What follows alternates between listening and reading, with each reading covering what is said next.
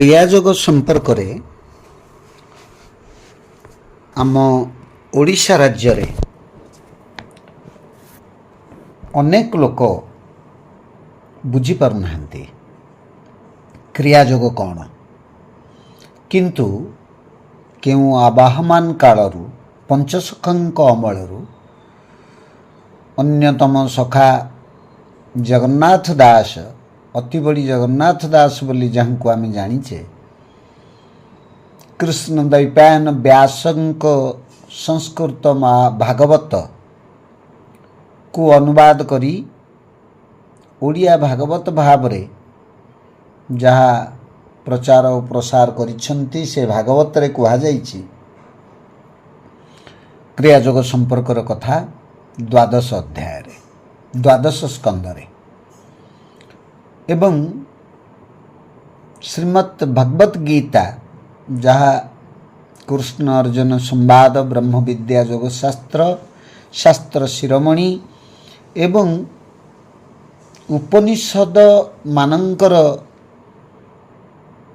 ସାର, ଯାହା ଶ୍ରୀମତ୍ ଭଗବତ ଗୀତାରେ କୁହାଯାଇଛି, ତାହା ମଧ୍ୟ ଆମୂଳଚୂଳ ପ୍ରଥମ ଅଧ୍ୟାୟରୁ ଅନ୍ତିମ ମୋକ୍ଷ ଯୋଗ 18 ଅଧ୍ୟାୟ ପର୍ଯ୍ୟନ୍ତ କ୍ରିୟାଯୋଗ ସମ୍ପର୍କରେ ବର୍ଣ୍ଣନା କରିଛନ୍ତି ପ୍ରଭୁ ଶ୍ରୀକୃଷ୍ଣ। ଏବଂ କ୍ରିୟାଯୋଗ ପଦାର୍ଥ ବିଜ୍ଞାନର ଗବେଷଣା ଭଳି ଦୈନନ୍ଦିନ ଜୀବନରେ କ୍ରିୟାଯୋଗ ସୁଫଳକୁ ପରୀକ୍ଷା କରାଯାଇ ପ୍ରମାଣିତ କରାଯାଇପାରେ। ଏହାର ଫଳାଫଳ ପ୍ରତ୍ୟକ୍ଷ ଭାବେ ତନଖି କରାଯାଇ ଅନୁଭବ କରିହେବ। ଠିକ୍ ଯେପରି ଜଣେ ବ୍ୟକ୍ତି ଏକ ଜୀବନ୍ତ ବୈଦ୍ୟୁତିକ ତାରକୁ ସ୍ପର୍ଶ କରିବା ମାତ୍ରେ ଆକସ୍ମିକ ଧକ୍କା ପାଆନ୍ତି, ସେହିପରି ମଧ୍ୟ କ୍ରିୟାଯୋଗ ସାଧନା ଦ୍ୱାରା ଜଣେ ବ୍ୟକ୍ତି ନିଜ ଭିତରେ ଦିବ୍ୟାଲୋକ, ଦିବ୍ୟ ଧ୍ୱନି ଓ ଦିବ୍ୟ ସ୍ପନ୍ଦନ ଅନୁଭବ କରିଥାନ୍ତି। ଏହି ପ୍ରକାର ପ୍ରତ୍ୟକ୍ଷ ଓ ତତ୍କାଳ ଅନୁଭୂତି ଈଶ୍ୱରଙ୍କ ପ୍ରତି ଭକ୍ତିଭାବ ପ୍ରଗାଢ଼ କରାଇଥାଏ। ନିଜ ଭିତରେ ଏବଂ ସର୍ବତ୍ର ଈଶ୍ୱରଙ୍କର ଅସ୍ତିତ୍ୱକୁ ଅନୁଭବ କରାଯାଏ। ଲଗାତାର ଧ୍ୟାନ ମନୁଷ୍ୟ ଜୀବନର ଲକ୍ଷ୍ୟ ପୂରଣ କରିଥାଏ। କ୍ରିୟାଯୋଗ ସାଧନା ବୈଜ୍ଞାନିକ ନିୟମରେ ପର୍ଯ୍ୟବେସିତ। ଏହା ଶ୍ୱାସ ପ୍ରଶ୍ୱାସ ଉପରେ ନିର୍ଭରଶୀଳ। ଏହାର ଫଳାଫଳ ବାସ୍ତବ କ୍ଷେତ୍ରରେ ଅତିମାନସର ବିକାଶ। କ୍ରିୟାଯୋଗ ସାଧନା ମାଧ୍ୟମରେ ବେଦାନ୍ତ ଶିକ୍ଷାର ନିର୍ଯାସ ଉପଲବ୍ଧି କରାଯାଇପାରିବ। ସମସ୍ତ ଯୋଗ ଓ ସାଧନାର ପ୍ରଧାନ ଲକ୍ଷ୍ୟ ହେଲା ସାଧନାକୁ ଅନ୍ତର୍ମୁଖୀ କରାଇବା, କିନ୍ତୁ କ୍ରିୟାଯୋଗ କୌଶଳ ଏହିସବୁ ଧାରାକୁ ତ୍ୱରାନ୍ୱିତ କରିବାରେ ସାହାଯ୍ୟ କରେ। ଯୋଗ ସାଧନାର ଅନ୍ୟାନ୍ୟ କୌଶଳ ମାଧ୍ୟମରେ ନିଷ୍କ୍ରିୟ ଆଧ୍ୟାତ୍ମିକ ଶକ୍ତି, କୁଣ୍ଡଳିନୀ ଶକ୍ତିର ଜାଗରଣ ଏବଂ ଏକ ଭାରସାମ୍ୟ ଯୌଗିକ ମନ ସହଜ ନୁହେଁ, କିନ୍ତୁ ସ୍ୱଳ୍ପ ସମୟ ମଧ୍ୟରେ କ୍ରିୟାଯୋଗରେ ଏହା ସମ୍ଭବପର। ମନର ଏକ ଦିବ୍ୟ ସ୍ତର ରକ୍ଷା କରିବାରେ ସାଧକକୁ ଏହା ସହଯୋଗ କରେ। ଯେତେବେଳେ କୁଣ୍ଡଳିନୀ ଶକ୍ତି ଜାଗ୍ରତ ହୁଏ, ସେତେବେଳେ ସାଧକ ଜଣକ କିଛି ଅଲୌକିକ ଦୃଶ୍ୟ ଦର୍ଶନ କରେ, ଯଥା ଦିବ୍ୟାଲୋକର ଦର୍ଶନ, ଦିବ୍ୟ ଧ୍ୱନି ଶ୍ରବଣ ଏବଂ ସମଗ୍ର ମେରୁଦଣ୍ଡ ଓ ମସ୍ତିଷ୍କ ଉପଦେଶରେ ଥିବା ଦିବ୍ୟ ସ୍ପନ୍ଦନ। ଆଶ୍ଚର୍ଯ୍ୟ କିମ୍ବା ଗୁରୁଙ୍କ ମାଧ୍ୟମରେ କ୍ରିୟାଯୋଗ ସାଧନାର ପ୍ରାଥମିକ ସ୍ତରରେ ସାଧକ ଏହିଭଳି ଅନୁଭୂତି ଲାଭ କରିଥାନ୍ତି। କ୍ରିୟାଯୋଗ କୌଶଳ ଅତ୍ୟନ୍ତ ଫଳପ୍ରଦ, ଯାହା ଗାଣିତିକ ହିସାବରେ ମୂଲ୍ୟାଙ୍କନ କରାଯାଏ। ଶରୀର ବିଜ୍ଞାନରେ ମାନବର ମେରୁଦଣ୍ଡ ଏକ ବଳିଷ୍ଠ ଅଙ୍ଗ। ମେରୁଦଣ୍ଡର ଗତିପଥ ସୁଷୁମ୍ନା ନାମରେ ପରିଚିତ। କ୍ରିୟାଯୋଗ ସାଧନାରେ ଏହା ଗୁରୁତ୍ୱପୂର୍ଣ୍ଣ ଭୂମିକା ଗ୍ରହଣ କରେ। ମେରୁଦଣ୍ଡ ହେଲା ଦିବ୍ୟ ଗମନର ପଥ, ଯାହା ମାଧ୍ୟମରେ କୁଣ୍ଡଳିନୀ ଶକ୍ତି ଊର୍ଦ୍ଧ୍ୱମୁଖୀର ଗତି କରି ସହସ୍ରାର ଦିବ୍ୟ ଗହ୍ୱରରେ ପ୍ରବେଶ କରେ। ଦିବ୍ୟ ସ୍ରୋତ ସୁଷୁମ୍ନା ମାଧ୍ୟମରେ ମୂଳାଧାର ଚକ୍ରରୁ ସହସ୍ରାର ପର୍ଯ୍ୟନ୍ତ ଊର୍ଦ୍ଧ୍ୱ ଓ ନିମ୍ନମୁଖୀର ଗତି କରେ। ଏହା ସମଗ୍ର ମେରୁଦଣ୍ଡ ଭିତରେ ଏକ ଦିବ୍ୟ ଚୁମ୍ବକୀୟ କ୍ଷେତ୍ର ସୃଷ୍ଟି କରେ ଏବଂ ସମସ୍ତ ବାହ୍ୟ ଓ ଅନ୍ତର୍ଦୃଷ୍ଟିହୀନ ପ୍ରବୃତ୍ତିଗୁଡ଼ିକୁ ରାସାୟନିକ ଆକର୍ଷଣ ଦ୍ୱାରା ଶୋଷଣ କରିନିଏ। ଶେଷରେ ସେଗୁଡ଼ିକୁ ଦିବ୍ୟ ଶାନ୍ତ ଅବସ୍ଥାରେ ପରିଣତ କରିଦିଏ। ଆମ ଭିତରେ ଦୁଇ ପ୍ରକାରର ବଳ ନିହିତ, ଯଥା କେନ୍ଦ୍ର ତ୍ୟାଗୀ ଓ କେନ୍ଦ୍ରଗାମୀ। ଆମ୍ଭମାନଙ୍କୁ ସର୍ବଦା ବାହ୍ୟ ବସ୍ତୁ ପ୍ରତି ଆକର୍ଷଣ କରୁଥିବା କେନ୍ଦ୍ର ତ୍ୟାଗୀ ବଳ ନିୟନ୍ତ୍ରିତ ହୁଏ ଏବଂ ଅନ୍ତର୍ମୁଖୀ ହୁଏ। ପରେ ସମାଧି ସ୍ତରକୁ ଐଶୀ ଚେତନାର ସ୍ତର ଅଗ୍ରଗତି କରେ। ଜଣେ ବ୍ୟକ୍ତି ଯେତେ ଅନ୍ତର୍ଦୃଷ୍ଟିହୀନ ହେଲେ ମଧ୍ୟ କ୍ରିୟାଯୋଗ ତାଙ୍କର ବାହ୍ୟ ବଳକୁ ଅନ୍ତର୍ମୁଖୀ କରିପାରିବ ଏବଂ ତାଙ୍କ ସାଧନାର ପଥକୁ ଅତି ସହଜ ଓ ସରଳ କରିପାରିବ। ଏପରିକି ସାଂସାରିକ ଜଞ୍ଜାଳ ଓ ଝଡ଼ଝଞ୍ଜା ମଧ୍ୟରେ ଆଧୁନିକ ଯୁଗରେ କ୍ରିୟାଯୋଗର ଜନ୍ମଦାତା ଶ୍ରୀ ଶ୍ୟାମଚରଣ ଲାହିଡ଼ି ମହାଶୟଙ୍କ ଭଳି ଭଗବାନଙ୍କୁ ଉପଲବ୍ଧି କରିପାରିବେ ଏବଂ ସମସ୍ତ ସାଂସାରିକ ଆସକ୍ତିରୁ ମୁକ୍ତ ଅନୁଭବ କରିପାରିବେ। କ୍ରିୟାଯୋଗ ସାଧନାରେ ଖାଦ୍ୟ ଗ୍ରହଣ କରିବାରେ କୌଣସି କଟକଣା ନାହିଁ, କିନ୍ତୁ ମଦ୍ୟପାନ କିମ୍ବା କୌଣସି ନିଶାଦ୍ରବ୍ୟ ସେବନ କରିବା ଠିକ୍ ନୁହେଁ, କାରଣ ଏହା ସ୍ନାୟୁ ବ୍ୟବସ୍ଥା ଓ ସ୍ୱାସ୍ଥ୍ୟ ପ୍ରତି କ୍ଷତିକାରକ। କ୍ରିୟାଯୋଗରେ ଏକ ଫଳପ୍ରଦ ଶାରୀରିକ ଆସନ ଅଭ୍ୟାସ କରାଯାଏ, ଯାହାର ପ୍ରତ୍ୟକ୍ଷ ନିୟନ୍ତ୍ରଣ ହଜମ ବ୍ୟବସ୍ଥା ଉପରେ ଥାଏ। ଖାଦ୍ୟକୁ ସହଜରେ ହଜମ କରିବାରେ ଏହା ସାହାଯ୍ୟ କରେ। କ୍ରିୟାଯୋଗ ସାଧନା ଦ୍ୱାରା ଅନ୍ତର ଓ ବାହାର ପବିତ୍ରକରଣ ସ୍ୱାଭାବିକ ଭାବେ ହୋଇଥାଏ। ଯେଉଁ ବ୍ୟକ୍ତି ଈଶ୍ୱର ଚେତନାଶୀଳ ସେ ସର୍ବଦା ପବିତ୍ର। ପ୍ରତ୍ୟେକ ମନୁଷ୍ୟଙ୍କ ଶରୀରରେ ଭଗବାନ ବାସ କରୁଛନ୍ତି। ଯଦି ଆମେ ତାଙ୍କୁ ଆମ ଅନ୍ତର ମଧ୍ୟରେ ଅନ୍ୱେଷଣ କରିବା, ତାହେଲେ ଆମର ମନ ବାହ୍ୟ ବିଳାସ ବ୍ୟସନ ପ୍ରତି ଆକର୍ଷିତ ହେବ ନାହିଁ। କ୍ରିୟାଯୋଗ କୌଶଳରେ ଏକ ଗୁରୁତ୍ୱପୂର୍ଣ୍ଣ ଅଂଶ ଅଛି ଯାହା ସାଧକର ସର୍ବବିଧ ବିକାଶ କରାଇଥାଏ। ଏହି ଅମୂଲ୍ୟ କୌଶଳ ଯେତେବେଳେ ସଠିକ୍ ଭାବେ ସାଧନା କରାଯାଏ, ସେତେବେଳେ ଶାରୀରିକ ସ୍ୱାସ୍ଥ୍ୟ ନିମିତ୍ତ ପ୍ରଧାନ ମାଂସ ଗ୍ରନ୍ଥିଗୁଡ଼ିକ ଆବଶ୍ୟକୀୟ ଶକ୍ତି ମିଳିଥାଏ। ଏହି କୌଶଳର ସାଧନା ଦ୍ୱାରା ଯକୃତ ଉପରେ ଚାପ ପଡ଼େ, ଯାହା ଶରୀର ବ୍ୟବସ୍ଥାରେ ହଜମ ଜନିତ ଲାଳ କ୍ଷରଣ ବୃଦ୍ଧି କରାଇଥାଏ।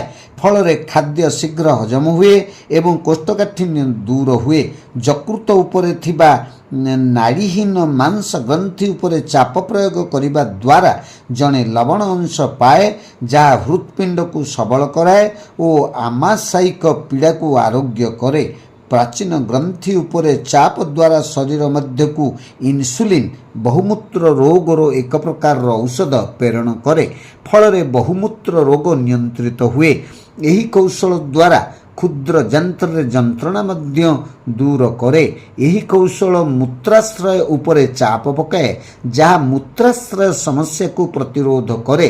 ଏହି ସାଧନା ଦ୍ୱାରା ଆରୋହଣ, ଅବରୋହଣ, ତିର୍ଯ୍ୟକ, ବକ୍ରାକାର ଗ୍ରନ୍ଥି ଓ ମଳଦ୍ୱାର ଉପରେ ପର୍ଯ୍ୟାପ୍ତ ପରିମାଣରେ ଚାପ ପଡ଼ିଥାଏ ଏବଂ ମଳଦ୍ୱାର ମର୍ଦ୍ଦିତ ହୁଏ। ଯୌନାଙ୍ଗ ଗୁଡ଼ିକ ଉପରେ ମଧ୍ୟ ଚାପ ପଡ଼େ, ଯାହା ଭୁଜଙ୍ଗଙ୍କୁ ପ୍ରତିରୋଧ କରେ। ଅଣ୍ଡକୋଷ ବହୁତ ହରମୋନ୍ ଓ ଉଦ୍ଦୀପକ ଜୀବରସ କ୍ଷରଣ କରାଏ। ଏହି ହରମୋନ୍ ସୂକ୍ଷ୍ମ ପଦାର୍ଥ ବା ଝିଲ୍ଲିକୁ ପ୍ରଭାବିତ କରେ। ଏହା ମସ୍ତିଷ୍କର ନିମ୍ନାଂଶ ଓ ମେରୁଦଣ୍ଡ ସ୍ତମ୍ଭ ମଧ୍ୟରେ ବିଦ୍ୟମାନ। ଏହା ମଣିଷକୁ ଶକ୍ତି ଓ ସ୍ଫୂର୍ତ୍ତିଶୀଳତା ପ୍ରଦାନ କରେ। ଏହି ହରମୋନ୍ ମଣିଷକୁ ବଳଶାଳୀ, ସାହସୀ, ଦୃଢ଼ ପ୍ରତିଜ୍ଞ, କଷ୍ଟ ସହିଷ୍ଣୁ, ବୀର୍ଯ୍ୟବାନ ଏବଂ ସ୍ୱାସ୍ଥ୍ୟବାନ କରିଥାଏ, ଯାହାଦ୍ୱାରା ଜଣେ ବ୍ୟକ୍ତି ସ୍ୱାସ୍ଥ୍ୟବାନ ପିଲା ଜନ୍ମ କରିପାରିବ। ଶରୀରରେ ଗଳଗ୍ରନ୍ଥି ଏକ ମୁଖ୍ୟ ନିୟନ୍ତ୍ରଣକାରୀ ଗ୍ରନ୍ଥି। ଏହି କୌଶଳରେ ଗଳଗ୍ରନ୍ଥି ମର୍ଦ୍ଦିତ ହୁଏ। ଫଳରେ ଗଳଗ୍ରନ୍ଥି ସ୍ୱାଭାବିକ ଭାବେ କାର୍ଯ୍ୟ କରେ ଏବଂ ପ୍ରତି ବଦଳରେ ସାଂଘାତିକ ରୋଗଗୁଡ଼ିକୁ ନିୟନ୍ତ୍ରଣ କରେ। ମନୁଷ୍ୟ ଶରୀରରେ ସମସ୍ତ ଗ୍ରନ୍ଥିର କର୍ତ୍ତା ହେଲା ପିଟ୍ୟୁଟାରୀ ଗ୍ଲାଣ୍ଡ, ପୁଷ ଗ୍ରନ୍ଥି। ଯେତେବେଳେ ଏହା ସମନ୍ୱିତ ହୁଏ, ଏଣ୍ଡୋକ୍ରାଇନ୍ ଗ୍ରନ୍ଥିରେ କ୍ଷରଣ ଭାରସାମ୍ୟ ସଠିକ୍ ଭାବେ ହୁଏ ଓ ନିୟନ୍ତ୍ରିତ ହୁଏ। କ୍ରିୟାଯୋଗ ସାଧନା ଦ୍ୱାରା ସମସ୍ତ ଗ୍ରନ୍ଥିରେ ସଠିକ୍ ରୂପେ ରସ କ୍ଷରଣ ହୁଏ। ସ୍ତ୍ରୀଲୋକଙ୍କ ଗର୍ଭାଶୟରେ ଏକ ଯୋଡ଼ା ଏଣ୍ଡୋକ୍ରାଇନ୍ ଗ୍ରନ୍ଥି ଅଛି। କ୍ରିୟାଯୋଗ ସାଧନା କୌଶଳ ଦ୍ୱାରା ଜଣେ ସ୍ତ୍ରୀଲୋକର ଏହି ସବୁ ଗ୍ରନ୍ଥି ଉପରେ ଚାପ ପଡ଼େ। ଫଳରେ ଦୁଇ ପ୍ରକାର କ୍ଷରଣ ସୃଷ୍ଟି ହୁଏ, ଯଥା ଏଷ୍ଟ୍ରୋଜେନ୍ ଓ ପ୍ରୋଜେଷ୍ଟେରୋନ୍। ଏଷ୍ଟ୍ରୋଜେନ୍ ସ୍ତ୍ରୀ ଲୋକଙ୍କୁ ଉଜ୍ଜଳତା, ସୌନ୍ଦର୍ଯ୍ୟ ଓ ଯୁବତିତ୍ୱ ପ୍ରଦାନ କରେ। ଶାରୀରିକ ବୃଦ୍ଧିର ମନ୍ଥରତା ଓ ସ୍ତନ ବିକାଶର ନୂତନତା ଏହି ରସକ୍ଷରଣ ସାହାଯ୍ୟରେ ଆରୋଗ୍ୟ ହୋଇପାରିବ। ପ୍ରୋଜେଷ୍ଟେରୋନ୍ ହର୍ମୋନ୍ କ୍ଷରଣ ସ୍ତ୍ରୀଲୋକକୁ ତାଙ୍କର ଗର୍ଭାବସ୍ଥାରେ ସାହାଯ୍ୟ କରେ ଏବଂ ଗର୍ଭଧାରଣ ସମୟରେ ସମଗ୍ର ଶରୀର ବ୍ୟବସ୍ଥାକୁ ତେଲିଆ କରି ଘର୍ଷଣ ଜନିତ କ୍ଷୟ ନିବାରଣ କରେ। ଏହି କୌଶଳ ଅଭ୍ୟାସ ସମୟରେ ସାଧକ ମସ୍ତକ ଓ ଶରୀରକୁ ଅବନତ କରେ। ଏହା ମସ୍ତିଷ୍କର ବୃହତାଂଶ କ୍ଷୁଦ୍ରାଂଶରେ ପରସ୍ପର ଜଡ଼ିତ ଥିବା ଗୁଚ୍ଛକୁ ସଞ୍ଚାଳନ କରେ। ଏହି ସଞ୍ଚାଳନ ମେରୁଦଣ୍ଡ ଓ ବିଭିନ୍ନ ସ୍ନାୟୁକୋଷ ସମେତ ସମଗ୍ର ସ୍ନାୟୁ ବ୍ୟବସ୍ଥାରେ ବୃଦ୍ଧି ହୁଏ। ଏହା ସୂକ୍ଷ୍ମ ଅନ୍ତରାତ୍ମା ଦର୍ଶନ ଓ ଈଶ୍ୱର ଉପଲବ୍ଧି କରାଇଥାଏ। ମେରୁଦଣ୍ଡ ଭିତରେ 3ଗୋଟି ନାଡ଼ି ଅଛି। ସଂସ୍କୃତ ଶବ୍ଦରେ ଏହି ସବୁର ନାମକରଣ ହେଲା ଇଡ଼ା, ପିଙ୍ଗଳା, ସୁଷୁମ୍ନା। ଏହି ମୂଲ୍ୟବାନ କୌଶଳ ସାଧନା ଦ୍ୱାରା ସୁଷୁମ୍ନା ଠାରୁ ଇଡ଼ା ଓ ପିଙ୍ଗଳା ପୃଥକ ହୋଇଯାଆନ୍ତି ଏବଂ ସୁଷୁମ୍ନା ପଥ ସ୍ପଷ୍ଟ ଭାବେ ଉନ୍ମୁକ୍ତ ହୋଇଯାଏ। ଏହାକୁ କୁଣ୍ଡଳିନୀ ଶକ୍ତିର ଜାଗରଣ କୁହାଯାଏ।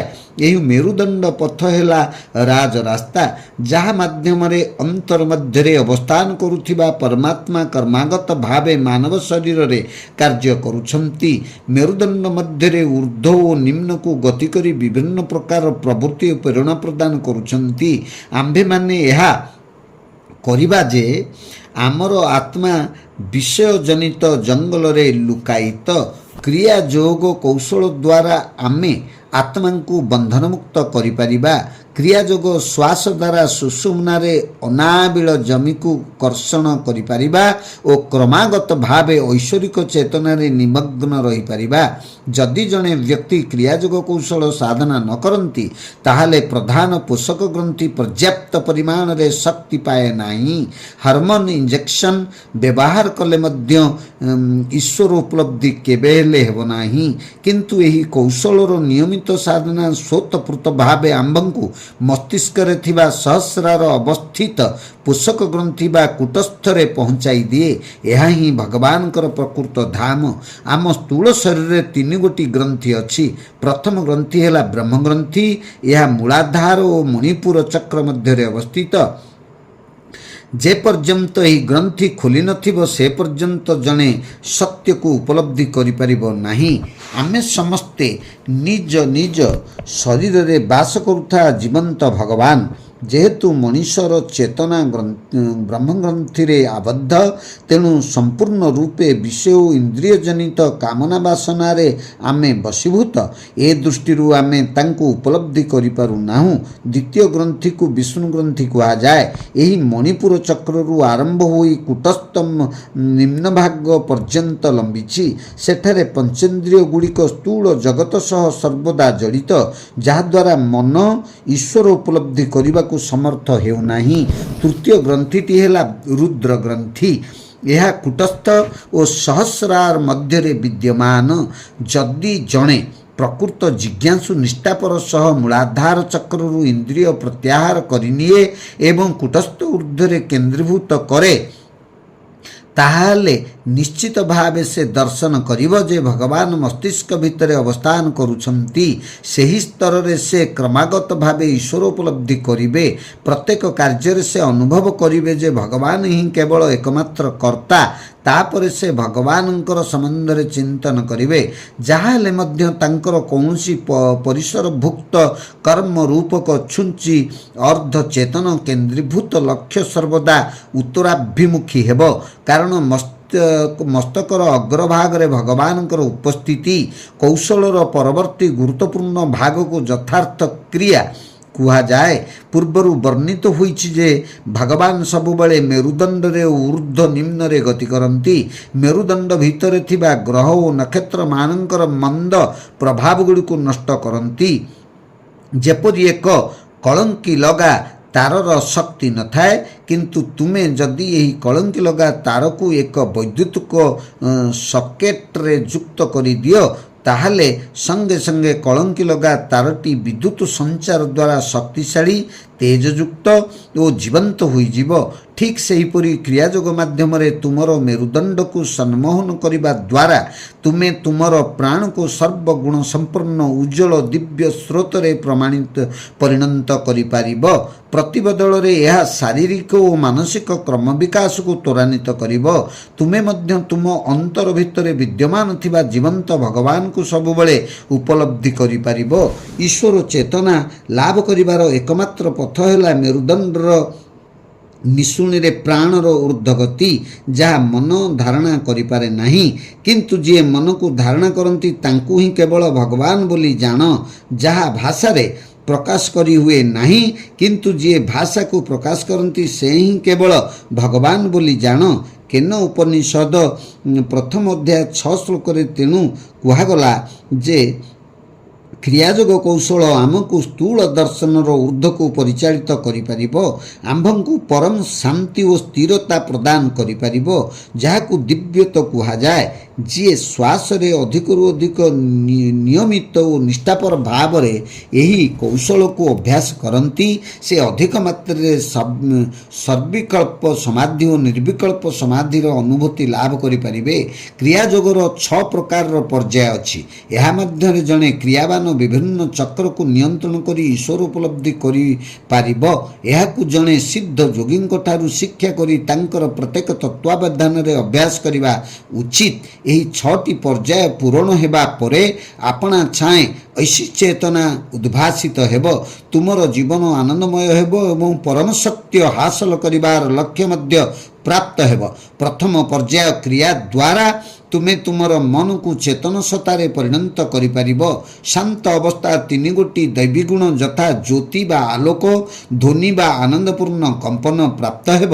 ସାଧକ ମଧ୍ୟ ଉତ୍ତମ ସ୍ୱାସ୍ଥ୍ୟ, ଶାନ୍ତ ମନ ପ୍ରାପ୍ତ ହେବା ସହ ତାଙ୍କର ବୁଦ୍ଧି ଜ୍ଞାନରେ ରୂପାନ୍ତରିତ ହେବ। ପ୍ରଥମ କ୍ରିୟା ଦ୍ୱାରା କୁଣ୍ଡଳିନୀ ଶକ୍ତି ମୂଳାଧାର କେନ୍ଦ୍ରରୁ ପୋଷକ ଗ୍ରନ୍ଥି ଏବଂ ତଦୂର୍ଧ୍ୱ ପର୍ଯ୍ୟନ୍ତ ଗତି କରେ।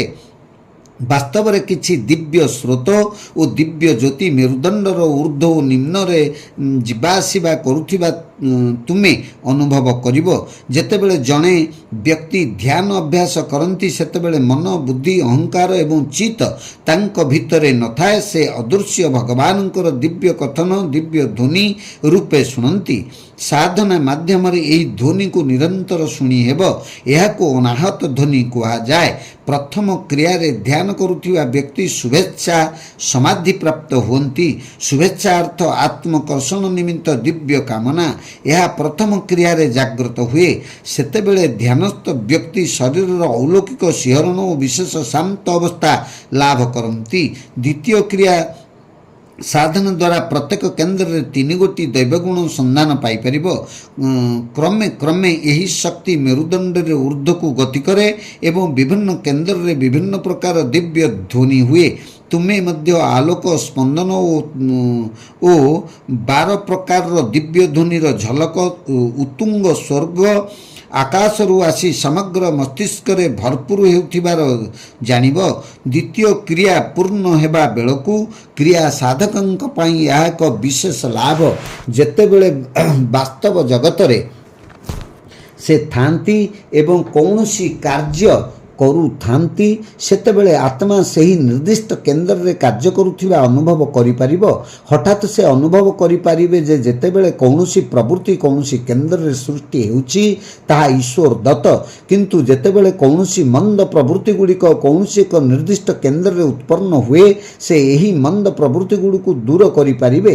ଦ୍ୱିତୀୟ କ୍ରିୟା ସମାଧି ଅବସ୍ଥାକୁ ବିଚରଣୀ ସମାଧି କୁହାଯାଏ। ଏହାର ଅର୍ଥ ହେଲା ଐଶ୍ୱରିକ ଚେତନା ଏକ କେନ୍ଦ୍ରରୁ ଅନ୍ୟ କେନ୍ଦ୍ରକୁ ଗତି କରିବା। ତୃତୀୟ କ୍ରିୟାର ସାଧନା ମସ୍ତିଷ୍କ ଅଭ୍ୟନ୍ତର ତୃତୀୟ ଘେରରେ ରହିଥାଏ। ମସ୍ତିଷ୍କ ହେଲା ଦିବ୍ୟ ରାଜ୍ୟ। ତୃତୀୟ କ୍ରିୟା ସାଧନା ଦ୍ୱାରା ଧ୍ୟାନସ୍ଥ ବ୍ୟକ୍ତି ସକଳ ଇନ୍ଦ୍ରିୟର ନିବୃତ୍ତ ରୁହନ୍ତି। ଧ୍ୟାନ ସମୟରେ ମଣିଷ ଭିତରେ 3 ଗୋଟି ଦୈବୀଗୁଣ ଘୂର୍ଣ୍ଣନ ଅବସ୍ଥାରେ ଦର୍ଶନ ହୁଏ, ଅନୁଭବ କରି ହୁଏ।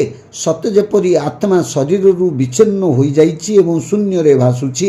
ଏହି ସ୍ତରରେ ଭକ୍ତ ଜଣକ ଅନୁଭବ କରନ୍ତି ଯେ ଆତ୍ମା ସର୍ବତ୍ର ବ୍ୟାପିଛି ଏବଂ ଏବଂ ଉତ୍ତୁଙ୍ଗ ସ୍ୱର୍ଗକୁ ଗମନ କରୁଛି। ଯେତେବେଳେ ସାଧକ ଜଣକ ସାଂସାରିକ କାର୍ଯ୍ୟରେ ବ୍ୟସ୍ତ ରୁହନ୍ତି ସେ ଅନୁଭବ କରନ୍ତି ସତେ ଯେପରି କିଛି ଅଲୌକିକ ଶକ୍ତି ତାଙ୍କ ଭିତରେ କାର୍ଯ୍ୟ କରୁଛି। ସେ ଅନାସକ୍ତ ରହନ୍ତି। ତୃତୀୟ କ୍ରିୟା ସମାଧିର ନାମ ତନୁମାନସ ସମାଧି। ଏହାର ଅର୍ଥ ହେଲା ମନ ବୈଶେଷିକ ଜ୍ଞାନର ବିଚରଣ କରେ ନାହିଁ। ମନ କେବଳ ପ୍ରକୃତ ଦର୍ଶନ ସମ୍ବନ୍ଧୀୟ ଜ୍ଞାନରେ ବିଚରଣ କରେ ଏବଂ ଭଗବତ ଭାବନାରେ ମଜି ରହେ। ଚତୁର୍ଥ କ୍ରିୟା ସାଧନା ଦ୍ୱାରା ସାଧକ ଜଣକ କପାଳ ଭିତରେ, କପାଳ ଉପରେ, ମସ୍ତିଷ୍କ ଭିତରେ, ମସ୍ତିଷ୍କ ନିମ୍ନ ଭାଗରେ, ପିନିଆଲ ଗ୍ରନ୍ଥି ଭିତରେ ଏବଂ କୁଟସ୍ଥ ସମ୍ମୁଖରେ ଆତ୍ମାର କିଛି ସ୍ୱତନ୍ତ୍ର ଚଳନ ଅନୁଭବ କରନ୍ତି। ସେ ଅନୁଭବ କରନ୍ତି ଯେ ଚତୁର୍ଦିଗରେ ଆଲୋକ ଉତ୍ତଙ୍ଗ ଆକାଶରୁ ପୃଥିବୀ ପର୍ଯ୍ୟନ୍ତ ଚକ୍ରବତ ବୁଲୁଛି। ଏହାକୁ ଅଂଶ ଶକ୍ତି ସମାଧି କୁହାଯାଏ। ଏହା ଅର୍ଥ ତୁମେ ଭଗବତ ଚିନ୍ତନରେ ଭ୍ରମଣ କରୁଛ। ପଞ୍ଚମ କ୍ରିୟାର ସାଧକ ଜଣକ ମସ୍ତିଷ୍କର କ୍ଷୁଦ୍ରାଂଶର ବିଶେଷ ଭାବେ ଦିବ୍ୟ ଅନୁଭୂତି ଅନୁଭବ କରନ୍ତି। କ୍ରମେ କ୍ରମେ ସେ ପିନିଅଲ ଗ୍ରନ୍ଥି ନିକଟବର୍ତ୍ତୀ ହୁଅନ୍ତି ଏବଂ ଏହା ମଧ୍ୟରେ ପ୍ରବେଶ କରିବାକୁ ଆପ୍ରାଣ ଉଦ୍ୟମ କରନ୍ତି। ଏହାକୁ ସତ୍ତ୍ୱପତି ସମାଧି କୁହାଯାଏ। ସତ୍ତ୍ୱ ଅର୍ଥ ଆତ୍ମା, ଅପତ୍ତି ଅର୍ଥ ଦୃଶ୍ୟମାନ। ଆତ୍ମା ଦେଖାଯାଉଛନ୍ତି ଏବଂ ପିନିଅଲ ଗ୍ରନ୍ଥିରେ ପ୍ରବେଶ କରିବାକୁ ଉଦ୍ୟମ କରୁଛନ୍ତି। ଏହାର ଅର୍ଥ ସେ ନିର୍ବିକଳ୍ପ ସମାଧିର ନିକଟବର୍ତ୍ତୀ ହେବାକୁ ଆପ୍ରାଣ ଉଦ୍ୟମ କରୁଛନ୍ତି। ଏହାକୁ ପଦାର୍ଥ ଭାବିନୀ ସମାଧି କୁହାଯାଏ। ଏହା ଅର୍ଥ ସେ ପ୍ରାୟ ଜ୍ଞାନରେ ଲୀନ ହେଉଛନ୍ତି ଏବଂ ଅବସ୍ଥାରେ ତାଙ୍କର ଜଗତ ସମ୍ବନ୍ଧରେ ଜ୍ଞାନ ନଥାଏ। ସେ ଅନୁଭବ କରନ୍ତି ଯେ ଭଗବାନଙ୍କ ଦ୍ୱାର ପ୍ରାୟ ଖୋଲି ଗଲାଣି, ତଥାପି ସେ ପ୍ରବେଶ କରିପାରୁନାହାନ୍ତି। ଦିବ୍ୟ ରାଜ୍ୟରେ ଷଷ୍ଠ କ୍ରିୟା ହୁଏ। ସାଧକ ଜଣକ କ୍ରମାଗତ ଭାବେ ସମସ୍ତ କାର୍ଯ୍ୟକଳାପ ମଧ୍ୟରେ ଭଗବତ ଚେତନା ପ୍ରାପ୍ତ ହୁଅନ୍ତି। ସେ ସବୁକିଛି କରନ୍ତି ମାତ୍ର ସର୍ବଦା ଭଗବାନଙ୍କ ଦ୍ୱାର ନିକଟରେ ରହିଥାନ୍ତି। କୌଣସି ମୁହୂର୍ତ୍ତରେ ସେ ନିର୍ବିକଳ୍ପ ସମାଧି ପ୍ରାପ୍ତ ହୋଇପାରିବେ, ଅର୍ଥାତ୍ ସେ ଜଗତରେ ଅଛନ୍ତି ଏବଂ ଜଗତରେ ନାହାନ୍ତି। ଯେତେବେଳେ ସେ ନିର୍ବିକଳ୍ପ ସମାଧିରେ ନିମଗ୍ନ ରହନ୍ତି ସେତେବେଳେ ତାଙ୍କର ନାଡ଼ି ସ୍ପନ୍ଦନହୀନ ହୋଇଯାଏ। ଏହାକୁ ତୁରୀୟ ସମାଧି କୁହାଯାଏ, ଯାହାର ଅର୍ଥ ଭଗବାନଙ୍କଠାରେ ଲୀନ ହେବା।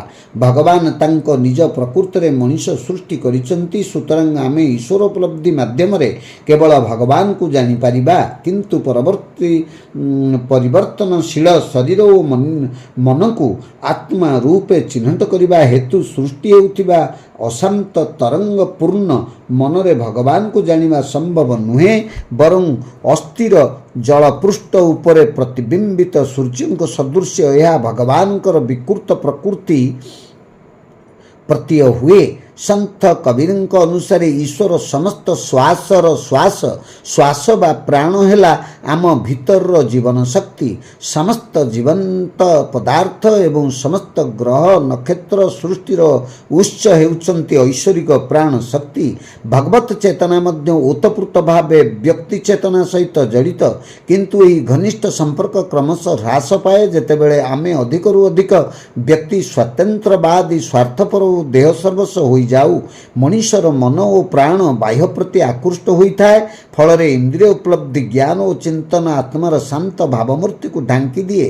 ଜଣେ ବ୍ୟକ୍ତି ଭିତରେ ଉପସ୍ଥିତ କ୍ରିୟାରେ ଗୋଟିଏ ଚକ୍ର ଆଧ୍ୟାତ୍ମିକ କ୍ରମ ବିକାଶରେ ଏକ ସୌରବର୍ଷ ପୂର୍ଣ୍ଣ କରିଥାଏ। ଶ୍ୱାସ ହିଁ ଜୀବନ ଏବଂ ଏହାର ଅନୁପସ୍ଥିତି ହିଁ ମୃତ୍ୟୁ। କ୍ରିୟାଯୋଗ ପଦ୍ଧତି ସବୁଠାରୁ ଉତ୍ତମ ଫଳପ୍ରଦ ହିସାବରେ ପରୀକ୍ଷିତ ଓ ଏହା ପ୍ରାଣକୁ ଅନ୍ତର୍ମୁଖୀ କରିବାରେ ଶିକ୍ଷା ଦିଏ।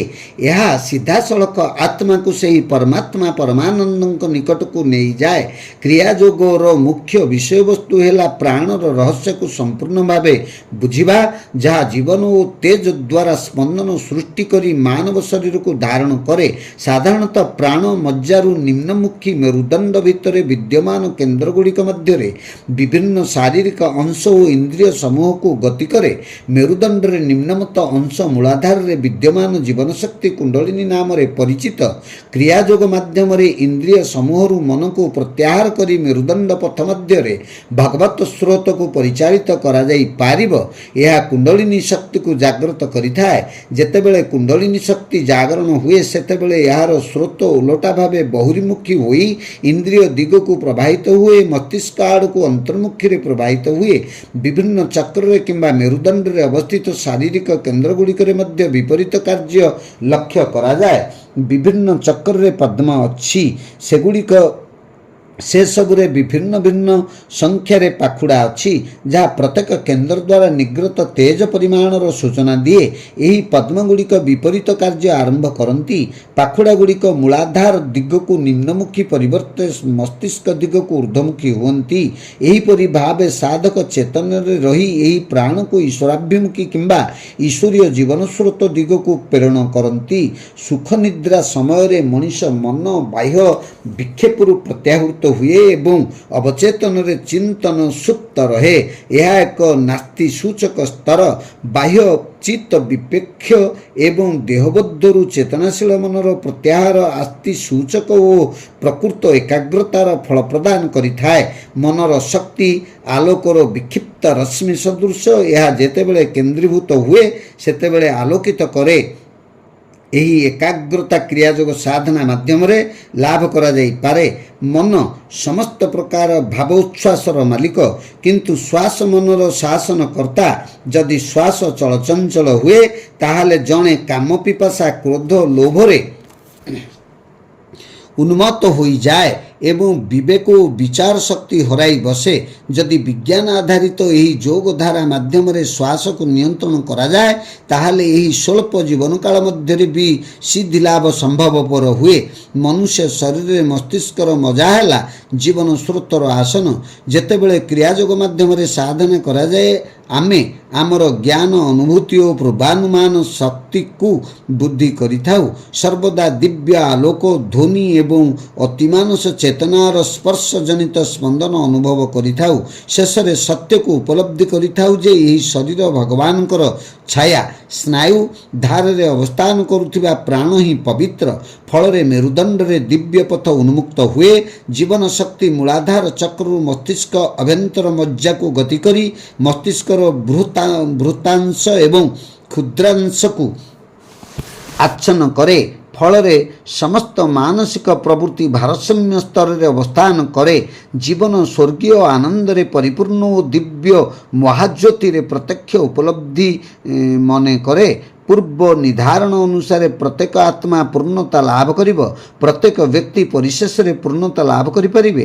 ମଣିଷର ମନ ଓ ଆତ୍ମା ସମେତ ସମଗ୍ର ବିଶ୍ୱର ବିକାଶ ଦିଗରେ ବାହ୍ୟ ପ୍ରଭାବ ଓ ସ୍ପନ୍ଦନ କିଛି ମାତ୍ରାରେ ଫଳାଫଳ ପକାଏ।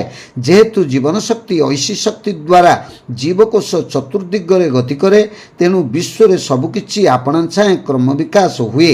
ଆଗରୁ କୁହାଯାଇଛି ଯେ ମେରୁଦଣ୍ଡ ଚତୁର୍ଦିଗରେ ଥରେ ମାତ୍ର ଐଶ୍ୱର୍ଯ୍ୟ ସ୍ରୋତରେ ପ୍ରବାହ ଆମ୍ଭମାନଙ୍କୁ ଏକ ସୌରବର୍ଷର କ୍ରମବିକାଶ ସମତୁଲ୍ୟ ଫଳ ପ୍ରଦାନ କରିବ। ଯଦି ଆମେ ଚେତନାଶୀଳ ଭାବେ ଏକ ବିଜ୍ଞାନ ଆଧାରିତ ପନ୍ଥାରେ ଏହାକୁ ପରିଚାଳିତ କରିବା।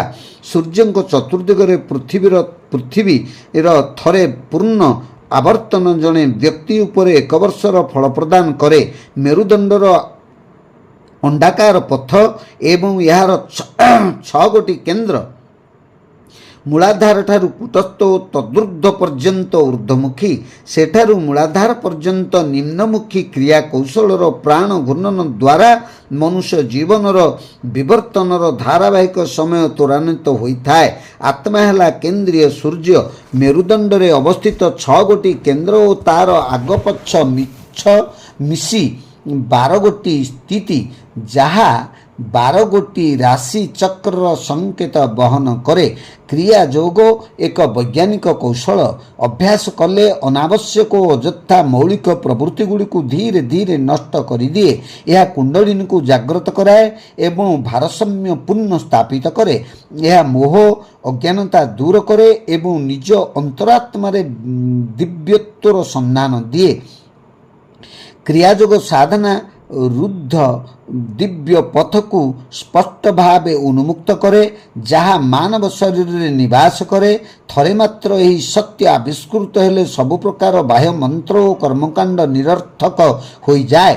କ୍ରିୟାଧାରା ଆକାରଯୁକ୍ତ ଶରୀର ଆଧାର ଭିତରେ ନିରାକାରଙ୍କୁ ଉପଲବ୍ଧି କରିବାରେ ଅତ୍ୟନ୍ତ ଫଳପ୍ରଦ। ଗୁରୁଙ୍କ ସହିତ ଘନିଷ୍ଠ ସଂସ୍ପର୍ଶରେ ଆସିଲେ ଏହି ଉପଲବ୍ଧି ଅପେକ୍ଷାକୃତ ସହଜ ହୁଏ। ପୃଥିବୀ ସୂର୍ଯ୍ୟ ଚାରିପାଖରେ 12 ମାସରେ ଥରେ ଆବର୍ତ୍ତନ କରେ ଏବଂ ଆବଶ୍ୟକୀୟ ରୂପ ପରିବର୍ତ୍ତନ କରିବାକୁ ପର୍ଯ୍ୟାପ୍ତ ପରିମାଣର ଶକ୍ତି ଧାରଣ କରେ। ଠିକ୍ ସେହିପରି ଆଧ୍ୟାତ୍ମିକ ପରିବର୍ତ୍ତନ ନିମିତ୍ତ ଆଧ୍ୟାତ୍ମିକ ଚେତନା ଆବଶ୍ୟକ। ଶକ୍ତି ସହ ଜଣେ ବ୍ୟକ୍ତିକୁ ସୁସଜ୍ଜିତ କରିଥାଏ। ସୂର୍ଯ୍ୟଙ୍କର ଉତ୍ତରାୟଣ କାନ୍ତିପାତ କର୍କଟ କାନ୍ତି ଠାରୁ ଏବଂ ଦକ୍ଷିଣାୟନ କାନ୍ତିପାତ ଶାରଦୀୟ ମକର କାନ୍ତି ଠାରୁ ଆରମ୍ଭ ହୁଏ। ପ୍ରତ୍ୟେକ କାନ୍ତିପାତ 6 ମାସ ଆବଶ୍ୟକ କରେ। ମେରୁଦଣ୍ଡରେ 5 ଗୋଟି ଓ ମସ୍ତିଷ୍କରେ 2ଟି ଏପରି ସପ୍ତଚକ୍ର ଜାଗ୍ରତ କୁଣ୍ଡଳିନୀ ସୁଷୁମ୍ନା ସ୍ନାୟୁ ମଧ୍ୟରେ ଆରୋହଣ ଓ ଅବରୋହଣ କରିଥାଏ, ଯାହା ସୂର୍ଯ୍ୟଙ୍କର ଉତ୍ତରାୟଣ ଓ ଦକ୍ଷିଣାୟନ କାନ୍ତିପାତ ସଦୃଶ। ମାନବ ଶରୀରରେ ଆତ୍ମା ହେଲା ସୂର୍ଯ୍ୟ, ଯାହାର ଚତୁର୍ଦିଗରେ କୁଣ୍ଡଳିନୀ ଶକ୍ତି ଗତି କରେ।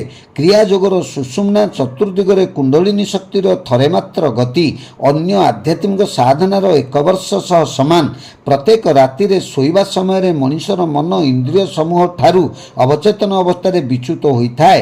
ଶରୀର ଓ ମନକୁ ବିଶ୍ରାମ ମିଳେ। ନିଦ୍ରାର ପୂର୍ଣ୍ଣ ଉଜ୍ଜୀବିତ ଫଳ କ୍ରିୟା ନିୟନ୍ତ୍ରିତ ଶ୍ୱାସ ଦ୍ୱାରା ସଚେତନ ଅବସ୍ଥାରେ ହାସଲ କରାଯାଇପାରିବ। ଯେତେବେଳେ ଶରୀର ଏକ ଧ୍ୟାନ ଭଙ୍ଗୀରେ ସ୍ଥିର ରହିଥାଏ, ମନ ଅଙ୍ଗ ପ୍ରତ୍ୟଙ୍ଗ ଓ ବାୟୁ ସମୂହର କାର୍ଯ୍ୟ କୌଣସି ପ୍ରକାର ଚେତନା ବିନା ସ୍ଥିର ଅବସ୍ଥାରେ ରହିଥାଏ। ହୃତ୍ପିଣ୍ଡର କାର୍ଯ୍ୟକୁ ଧୀରେ ହ୍ରାସ କରିବା ଦ୍ୱାରା ଏବଂ ଇନ୍ଦ୍ରିୟାସକ୍ତ ସ୍ନାୟୁ ମଧ୍ୟରେ ପ୍ରାଣସ୍ରୋତର ବାହ୍ୟ ବିକ୍ଷିପ୍ତକୁ ତିରୋଧାନ କରିବା ଦ୍ୱାରା କ୍ରିୟା ସାଧନା ଜୀବନ କାଳକୁ ଦୀର୍ଘାୟୁ କରିଥାଏ।